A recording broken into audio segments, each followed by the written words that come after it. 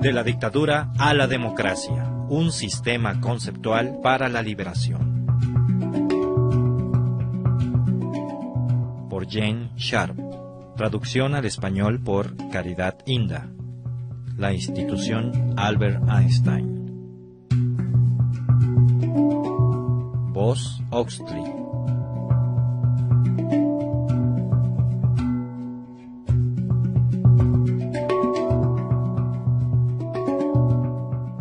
Capítulo 2. Los peligros de las negociaciones. Algunas personas, cuando tienen que enfrentarse a los severos problemas de combatir una dictadura, se echan para atrás y caen en una sumisión pasiva, como lo vimos en el capítulo 1. Otras, como no ven posibilidad alguna de alcanzar la democracia, pueden llegar a la conclusión de que deben buscar un arreglo con la dictadura, con la esperanza de que mediante la conciliación, el compromiso y las negociaciones podrán atraer a algunos elementos positivos y acabar con las brutalidades. Superficialmente, por carencia de opciones más realistas, esta manera de pensar es atrayente. Una pelea seria contra las dictaduras brutales no es una perspectiva agradable. ¿Por qué hay que recorrer ese camino? ¿No pueden todos ser razonables y encontrar maneras de hablar, de negociar la forma de terminar gradualmente con la dictadura?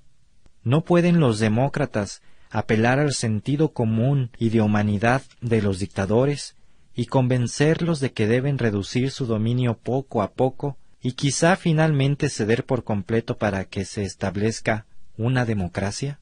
A veces se argumenta que la verdad no está toda de un lado. ¿Quién sabe si los demócratas no han comprendido a los dictadores, que acaso obraron con buenas intenciones y en circunstancias difíciles? Quizá algunos piensen que los dictadores gustosamente se separarían de la difícil situación que vive el país, si se les estimulara o se les tentara a ello. Podría argumentarse que a los dictadores se les debería ofrecer una solución por medio de la cual todo el mundo saliera ganando. Los riesgos y dolores de proseguir la lucha podrían ser innecesarios, se puede argumentar. Si la oposición democrática solo desea terminar el conflicto pacíficamente por medio de negociaciones, que podrían quizás contar con la ayuda de algunos especialistas o hasta de otro gobierno. ¿No sería eso preferible a una lucha difícil, aun cuando fuera una campaña dirigida por la lógica de la acción no violenta y no la de una guerra militar? Ventajas y limitaciones de las negociaciones. Las negociaciones son un instrumento muy útil para resolver algunos conflictos, y no deben desdeñarse o rechazarse cuando son apropiadas. En algunas situaciones, cuando ningún asunto fundamental está en juego y, por consiguiente, es aceptable el compromiso, las negociaciones pueden ser un medio importante para zanjar un conflicto. Una huelga laboral en demanda de mayores salarios es un buen ejemplo del papel apropiado de las negociaciones en un conflicto. Un acuerdo negociado puede conseguir un aumento promediado entre las cantidades originalmente propuestas por cada una de las partes contendientes. Los conflictos laborales, con sindicatos legalmente establecidos, son, sin embargo, algo muy diferente de los problemas en los cuales están en juego la existencia permanente de una dictadura cruel o el establecimiento de la libertad política. Cuando los asuntos por resolver son fundamentales porque afectan principios religiosos, problemas de la libertad humana o todo el desarrollo futuro de la sociedad, las negociaciones no llevan una solución satisfactoria para ambas partes. En algunos asuntos básicos no se debe transigir. Solo un cambio en la correlación de fuerzas a favor de los demócratas puede salvaguardar adecuadamente los asuntos básicos que están a discusión. Ese cambio ocurre a través de una lucha, no mediante negociaciones. Esto no quiere decir que las negociaciones no deban usarse nunca. El hecho es que tales negociaciones no son un modo realista de librarse de una férrea dictadura cuando no existe una poderosa oposición democrática. Por supuesto que hay circunstancias en que las negociaciones pueden no ser una opción. Los dictadores firmemente establecidos, que se sienten muy seguros de su posición, pueden negarse a negociar con sus opositores democráticos. O bien, cuando ya se hayan iniciado las negociaciones, los negociadores democráticos pueden desaparecer y no regresar. ¿Rendición negociada? Los individuos o grupos que se oponen a una dictadura y se inclinan a las negociaciones, a menudo tienen buenos motivos para hacerlo, en especial cuando una lucha armada ha continuado durante varios años contra una dictadura brutal sin una victoria final. Es lógico que todas las personas, sin importar su filiación política, deseen la paz. Es probable que los demócratas estén especialmente dispuestos a negociar cuando los dictadores evidentemente tienen la superioridad militar y cuando la destrucción, las víctimas y los perjuicios sufridos entre aquellos ya no pueden soportarse más. Habrá entonces una fuerte tentación de explorar cualquier otra opción que pueda rescatar al menos algunos de los objetivos de los demócratas, a la vez que pone fin a un ciclo de violencia y contraviolencia. La oferta de paz mediante negociaciones que un dictador le haga a la oposición democrática, por supuesto, no es del todo sincera. La violencia podría ser inmediatamente terminada por los propios dictadores si tan solo éstos dejaran de hacer la guerra contra su propio pueblo. Bien podrían, por su propia iniciativa y sin ninguna negociación, restaurar el respeto a la dignidad y los derechos humanos, liberar a los presos políticos, acabar con la tortura y suspender las operaciones militares, retirarse del gobierno y hasta pedirle excusas al pueblo. Cuando la dictadura es fuerte, pero existe una resistencia irritante, puede que los dictadores deseen lograr la rendición de la oposición bajo la cobertura de hacer la paz. El llamado a negociar puede parecer atractivo, pero dentro de la sala de negociaciones acaso se esconderían graves peligros. Por otra parte, cuando la oposición es excepcionalmente fuerte y la dictadura se encuentra de veras amenazada, los dictadores pueden buscar la negociación como una manera de salvar lo más posible de su capacidad de control o de sus riquezas. En ninguno de estos casos deben los demócratas ayudar a los dictadores a lograr sus metas. Los demócratas deben desconfiar de las trampas que los dictadores les pueden tender con pleno conocimiento de causa durante un proceso de negociación. El llamado a negociar, cuando se trata de cuestiones fundamentales de las libertades políticas, puede ser un esfuerzo por parte de los dictadores para inducir a los demócratas a rendirse pacíficamente mientras que la violencia de la dictadura continúa. En semejantes conflictos, las negociaciones solamente podrán jugar un papel apropiado al final de una lucha decisiva, en la cual el poder de los dictadores haya sido destruido y estén éstos buscando pasaje seguro para llegar a un aeropuerto internacional.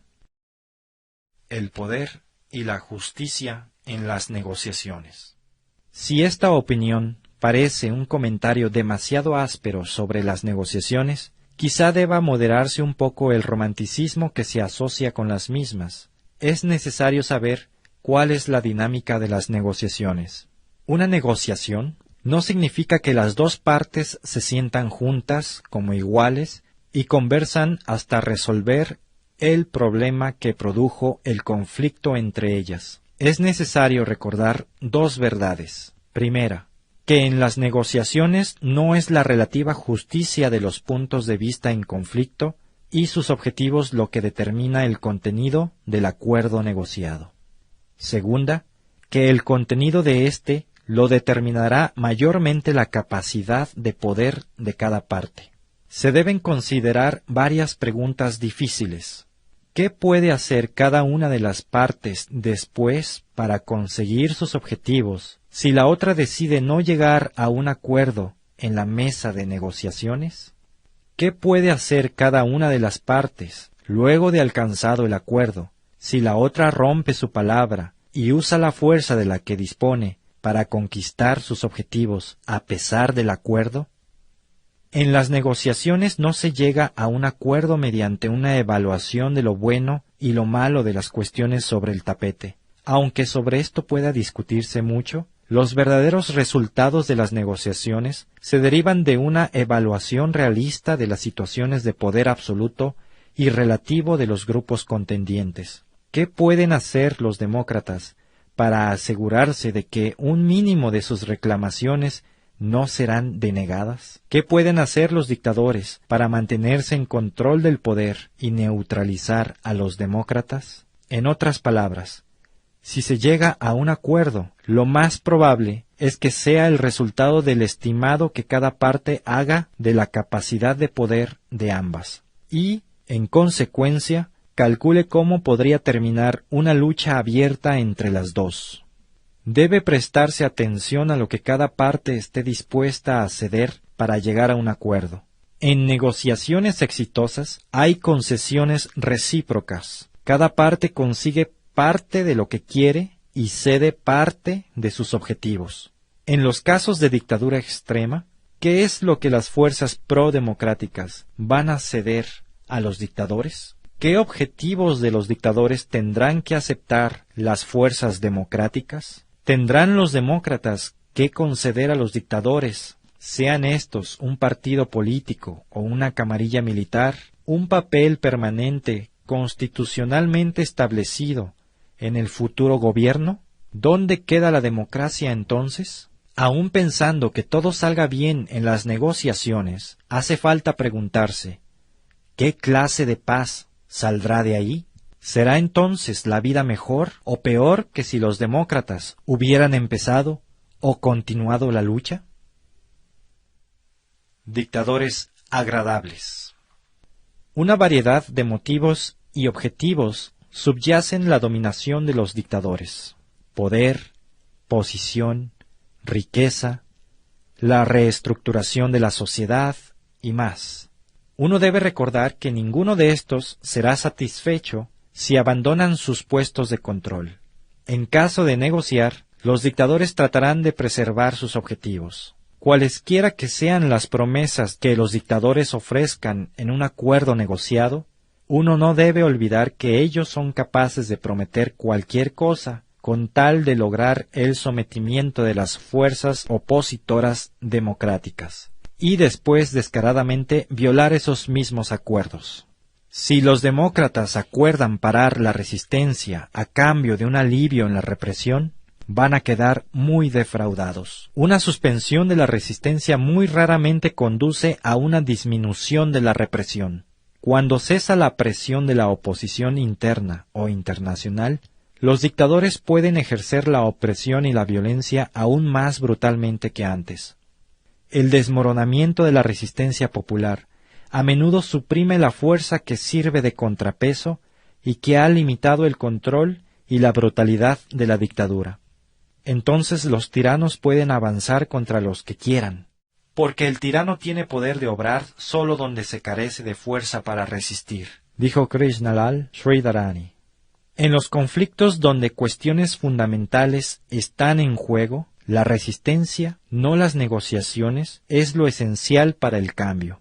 En casi todos los casos, la resistencia debe continuar hasta que los dictadores sean expulsados del poder. El triunfo lo determina con más frecuencia no la negociación de un arreglo, sino el uso acertado de los métodos de resistencia más apropiados y poderosos posibles. Estamos convencidos, y lo exploraremos en detalle más adelante, que el desafío político o la lucha no violenta es el método más poderoso que pueden emplear los que luchan por la libertad. ¿Qué clase de paz? Si los dictadores y los demócratas van a dialogar sobre la paz, es necesario tener ideas claras por los peligros que ello implica. No todos los que emplean la palabra paz quieren la paz con libertad y justicia. El sometimiento a una cruel opresión y el consentimiento pasivo frente a los dictadores desalmados que han perpetrado atrocidades en cientos y miles de personas no constituye una verdadera paz. A menudo Hitler llamó a la paz, pero lo que quería era el sometimiento a su voluntad. Por lo general, la paz de los dictadores no es sino la de la prisión o la tumba. Existen otros peligros. Hay negociadores bien intencionados que a veces confunden los objetivos de las negociaciones con el proceso de estas. Es más, los negociadores democráticos o los especialistas extranjeros aceptados para asistir a los negociadores pueden, de un solo plumazo, dotar a los dictadores de una legitimidad doméstica e internacional que previamente se les había negado a causa de haberse apoderado del Estado, las violaciones de los derechos humanos y las brutalidades cometidas. Sin esa legitimidad tan desesperadamente necesitada, no pueden los dictadores continuar gobernando indefinidamente. Los representantes de la paz no deben suministrarles esa legitimidad. Razones para la esperanza. Como dijimos antes, los líderes de la oposición pueden sentirse forzados a negociar si creen que la lucha democrática carece de toda esperanza. Sin embargo, ese sentimiento de impotencia puede cambiarse. Las dictaduras no son permanentes. Los que viven bajo una dictadura no tienen por qué permanecer siempre débiles y a los dictadores no es necesario permitirles que sigan siendo poderosos indefinidamente. Hace mucho tiempo Aristóteles apuntó: la oligarquía y la tiranía son las constituciones que duran menos. En ninguna parte han durado mucho tiempo. Las dictaduras modernas también son vulnerables. Se pueden agravar su debilidad y desintegrar su poder. En el capítulo 4 examinaremos estas debilidades con más detalle. La historia reciente muestra la vulnerabilidad de las dictaduras y revela que pueden desmoronarse en un plazo relativamente corto. Se necesitaron 10 años, de 1980 a 1990, para que se viniera abajo la dictadura comunista en Polonia, Alemania Oriental y Checoslovaquia. En 1989 ocurrió esto en semanas. En El Salvador y Guatemala, en 1944, la lucha contra los brutales dictadores bien afianzados duró aproximadamente 2 semanas en cada lugar. El poderoso régimen militar del Shah de Irán fue socavado en pocos meses. La dictadura de Marcos en Filipinas cayó ante el empuje del pueblo en 1986. El gobierno de los Estados Unidos abandonó rápidamente al presidente Marcos cuando la fuerza de la oposición se hizo patente. El intento de golpe de Estado de línea dura en la URSS, en agosto de 1991, fue bloqueado en unos días por el desafío popular. De ahí en adelante, muchas de las naciones bajo un dominio semejante recuperaron su independencia en solo días, semanas o meses. Está claro que no es válida la antigua idea de que los métodos violentos obran rápidamente y que los no violentos requieren mucho tiempo. Aunque se requiera mucho tiempo para lograr cambios en la situación subyacente y en la sociedad, la lucha concreta contra las dictaduras a veces ocurre con relativa rapidez por medio de la acción no violenta. Las negociaciones no son la única alternativa que hay entre una guerra continua de aniquilación por una parte y la capitulación por la otra. Los ejemplos ya citados, así como los apuntados en el capítulo 1, ilustran que existe otra opción para aquellos que quieren tanto la paz como la libertad, y esa es el desafío político. De la dictadura a la democracia, un sistema conceptual para la liberación.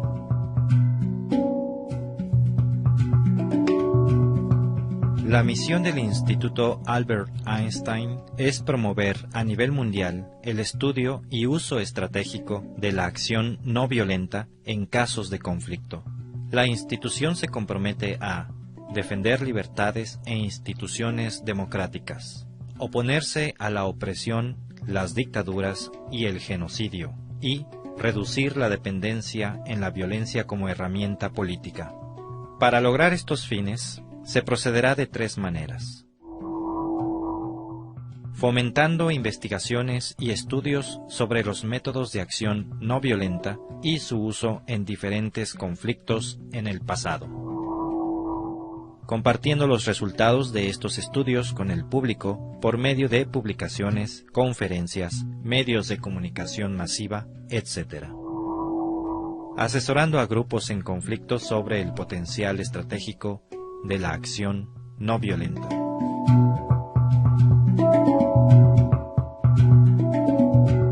De la dictadura a la democracia, un sistema conceptual para la liberación.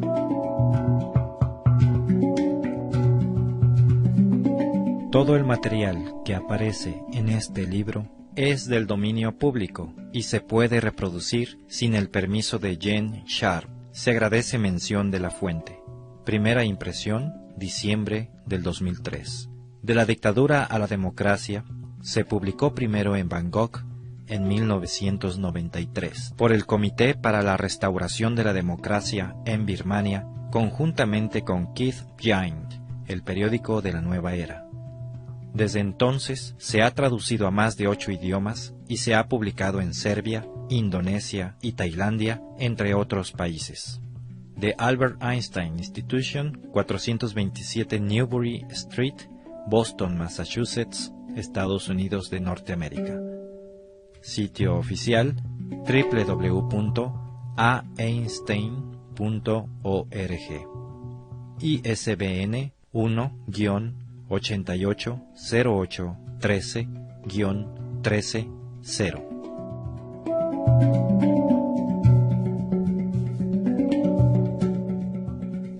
Los tracks musicales utilizados en este audiolibro fueron tomados del sitio www.freemusicarchive.org.